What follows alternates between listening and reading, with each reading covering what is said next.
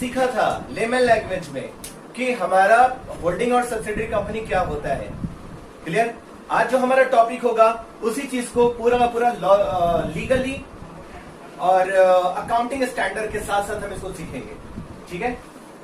सबसे पहले जब हम बात करते हैं होल्डिंग एंड सब्सिडरी कंपनी, तो हमने देखा था कि होल्डिंग और सब्सिडरी कंपनी क्या होती है। दो कंपनीज होती है। एक कंपनी तो होती है हमारी ए लिमिटेड, जिसको हमने कहा था क्या, एच लिमिटेड का नाम देते हैं। एक कंपनी क्या थी हमारी, एच लिमिटेड, और दूसरी कंपनी कौन थी हमारी, एस लिमिटेड। ध्यान देना अच्छे से, एच लिमिटेड ने एस लिमिटेड के 50% से अगर ज्यादा शेयर्स को क्या करती है, वो अगर होल्ड कर लेती है, तो that is what known as the holding company. और वो कंपनी जिसका एच लिमिटेड ने क्या कर रखा है, 50% से ज्यादा शेयर्स होल्ड कर रखे हैं, तो वो कंपनी उस कंपनी की क्या बन जाती है, सब्सिडियरी कंपनी। क्लियर? ठीक है। अब जब हम बात करते हैं होल्डिंग कंपनी, एच लिमिटेड क्या थी मेरे लिए, that is what is my holding company. Holding company का एक नाम और है, ये कहलाता है क्या, हमारा पेरेंट कंपनी। पेरेंट कंपनी क्यों? पेरेंट्स क्या होते हैं, पेरेंट जो होते हैं वो सबसे आगे, सबसे क्या होते हैं, फर्स्ट होते हैं, या फिर हम कह सकते हैं कि वो हमारे क्या होते हैं, हेड ऑफ द फैमिली होते हैं। सो वैसे ही अगर मान लो कि हम बहुत सारे ग्रुप्स की बात कर रहे हैं, हमारा कंपनी एक बहुत बड़ा ग्रुप है, उस ग्रुप का जो हेड ऑफ द फैमिली कौन होगा, the head of the family will be parent company. H limited will be the what, parent of all of the group company. Clear ना? तो यहाँ पे नॉर्मली हम यही बात करेंगे कि हमारा जो पेरेंट कंपनी है, इसका पूरा का पूरा फोकस कहाँ होगा और पूरा का पूरा होल्डिंग कहाँ होगी, एस लिमिटेड में। कोई डाउट तो नहीं है यहाँ पे? जहां डाउट हो मुझे बता देना। अब ये जो एच लिमिटेड है, एस लिमिटेड का क्या करेगा, शेयर होल्ड करेगा, या फिर उस पे अपना पेरेंटियल राइट्स बताएगा। तो वो राइट्स कैसे होंगे, दो तरीके से वो कंपनी को सब्सिडियरी बना सकता है। हमारे जो ये दो मेथड्स थे, वो कौन कौन से मेथड्स थे, पहला 51% या फिर उससे ज्यादा क्या करे, शेयर होल्ड कर ले। क्लियर?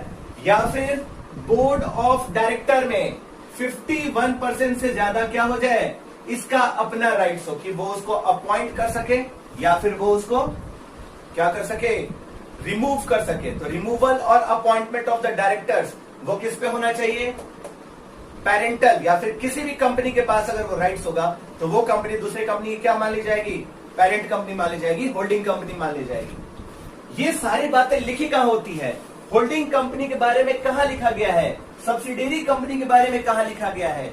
हम जब अकाउंटिंग पढ़ते हैं तो accounting is totally depends upon what, accounting standard, जिसको हम शॉर्ट में क्या जानते हैं, एएस। तो होल्डिंग कंपनी कौन सा अकाउंटिंग स्टैंडर्ड पे काम करती है, अकाउंटिंग स्टैंडर्ड 21। अकाउंटिंग स्टैंडर्ड 21 पे वो काम करती है। मतलब हमारे यहां जो भी अकाउंटिंग करेंगे होल्डिंग और सब्सिडियरी कंपनी से रिलेटेड, वो सारा का सारा किसके अकॉर्डिंगली करेंगे, अकाउंटिंग स्टैंडर्ड 21। याद कर लो। क्लियर? इसे अकाउंटिंग स्टैंडर्ड 21 में कहा गया है, what do you mean by subsidiary company, what do you mean by holding company, what do you mean by what, how they maintain their what accounts, how they do their accounting treatments.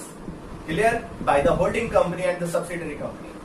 Last video में हमने देखा था कि हमारे यहाँ पे जो भी हमारे वीडियोस, हमने लास्ट वीडियोस में क्या देखा था कि हमारे यहाँ पे जो होल्डिंग कंपनी होती है उसको दो अकाउंट मेंटेन करनी होती है, एक तो सेपरेट फाइनेंशियल स्टेटमेंट और दूसरा कंसोलिडेटेड फाइनेंशियल स्टेटमेंट। कंसोलिडेटेड मतलब दो का अकाउंटिंग फाइनेंशियल स्टेटमेंट को जोड़कर, कौन से किनको किनको जोड़कर भाई, तो पहला उसके सब्सिडियरी कंपनी, दूसरा उसके ग्रुप्स कंपनी।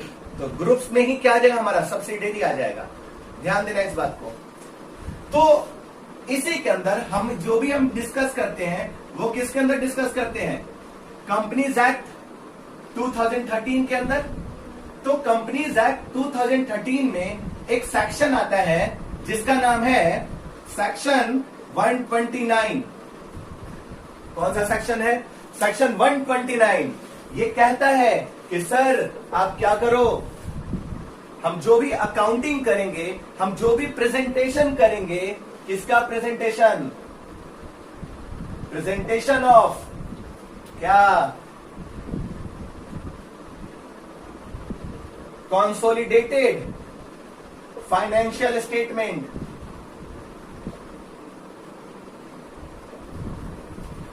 किसके साथ? Consolidated financial statement. भाई किसके साथ कंसोलिडेटेड? तो ये जो मेंटेन करना है किसके द्वारा? पेरेंट कंपनी के द्वारा। और कंसोलिडेटेड किसका होगा? पेरेंट कंपनी और प्लस कौन सा? Group company. अब भाई ये ग्रुप कंपनी क्या होता है? हमें तो पता ही ग्रुप कंपनी क्या होता है। ग्रुप कंपनी होता है जिसमें एक से ज्यादा लोग क्या हो, एक साथ क्या करें, ग्रुप्स बना के काम करें, वो हमारी ग्रुप्स हो जाती है। मतलब हमारा नॉर्मली ग्रुप्स तो हम जानते ही हैं। तो कंपनी के लिए ग्रुप कंपनी कौन सी होगी? मुझे एक क्वेश्चन का जवाब आंसर दो। अगर एच लिमिटेड इस एस लिमिटेड का 51% शेयर होल्ड करता है तो एच लिमिटेड एस लिमिटेड का क्या हो जाएगा? होल्डिंग कंपनी हो जाएगा। और ये जो एस लिमिटेड है एच लिमिटेड की सब्सिडरी कंपनी हो जाएगी। तो एक बात बताओ, ये जो एस लिमिटेड है वो एच लिमिटेड का ग्रुप कंपनी हुआ या नहीं हुआ? That is a group company. Clear ना? तो जो पहला ग्रुप कंपनी के अंदर हम जानेंगे वो किसके बारे में जानेंगे? सब्सिडियरी कंपनी के बारे में जानेंगे। Clear? Let me one thing know, मुझे जरा एक बात बताओ कि अगर मान लो ये एच कंपनी एस लिमिटेड के अंदर क्या करती है, मान लिया 25% शेयर्स होल्ड करती है। कितना परसेंट शेयर्स? 25% शेयर्स होल्ड करती है।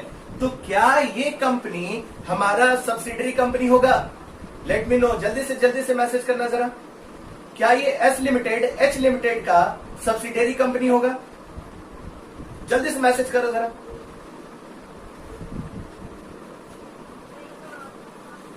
मैंने बोला कि जो ये एच लिमिटेड है एस लिमिटेड का 25% शेयर होल्ड करती है, तो क्या ये एस लिमिटेड एच लिमिटेड का सब्सिडरी कंपनी होगा? जल्दी करो, जल्दी, लेट मी नो, जल्दी। क्या ये होगा? नहीं होगा। क्या ये ग्रुप कंपनी होगा? सब्सिडरी कंपनी नहीं होगा। क्यों? क्योंकि सब्सिडरी कंपनी यही कहता है कि 51% से ज्यादा शेयर होल्डिंग या 51% से ज्यादा क्या कहते हैं, बोर्ड ऑफ डायरेक्टर में चेंजेस करने का किसके राइट्स होने चाहिए? 51% से ज्यादा होना चाहिए, तभी सब्सिडरी कंपनी होगी। लेकिन यहां तो 51% से कम है ना। मान लो क्या 49% अगर होल्ड करता है तो क्या ये सब्सिडरी कंपनी होगी? क्या ये सब्सिडरी कंपनी होगी? नहीं होगी, क्योंकि सब्सिडरी कंपनी 51% से ज्यादा होगा, 50 से ज्यादा होगा तभी होगा। तो ये जब अगर हम बात करते हैं 25 और 50% से कम हो लेकिन 25% से ज्यादा हो, क्लियर ना? तो ऐसी कंपनी क्या कहलाती है? एसोसिएटेड कंपनी कहलाती है। कौन सी कंपनी कहलाती है? Associated company. मतलब मेरी कंपनी तुम्हारी कंपनी के साथ क्या है? एसोसिएटेड है। तो भाई कैसे एसोसिएटेड है? वो कैसे मान लोगे कि हम एसोसिएटेड हैं आपसे? हम ऐसे मान लेंगे एसोसिएटेड है कि अगर हमारा शेयर होल्डिंग आपके कंपनी पे, ठीक है ना, 25% से ज्यादा है तो आप मेरे कंपनी के क्या हो जाएंगे? एसोसिएटेड कंपनी बन जाएंगे। तो क्या इस पे ये अकाउंटिंग स्टैंडर्ड 21 लगेगा? क्या हम उसके अकॉर्डिंगली यहाँ पे अकाउंटिंग ट्रीटमेंट करेंगे? सर बिल्कुल करेंगे। क्यों करेंगे भाई? क्योंकि section 129 of the companies act ये बोलता है कि वो पेरेंट कंपनी और सारे के सारे ग्रुप कंपनीज को कंसोलिडेटेड बैलेंस शीट शो करना होता है। सेक्शन 129 क्या कहता है? प्रेजेंटेशन करता है, presentation of the financial statement, consolidated presentation, consolidated financial statement. Clear ना? क्या मेरी बात समझ आई? तो इस ग्रुप कंपनी में काम आ जाएगा, सब्सिडरी भी आ जाएगा और एसोसिएट कंपनी भी आ जाएगा। Okay, let me know one thing, joint venture क्या होता है? What do you mean by joint venture? What do you mean by joint venture?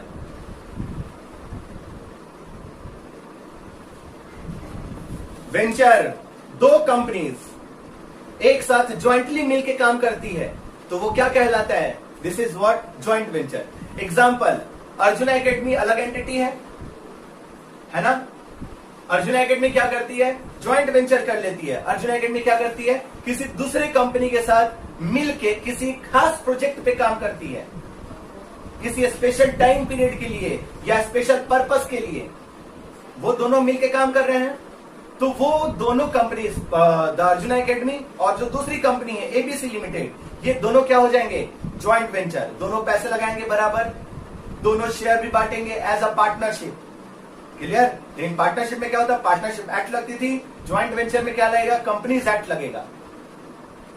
तो एक बात बताओ, अर्जुना एकेडमी और एबीसी लिमिटेड अगर दोनों मिलकर किसी काम को करते हैं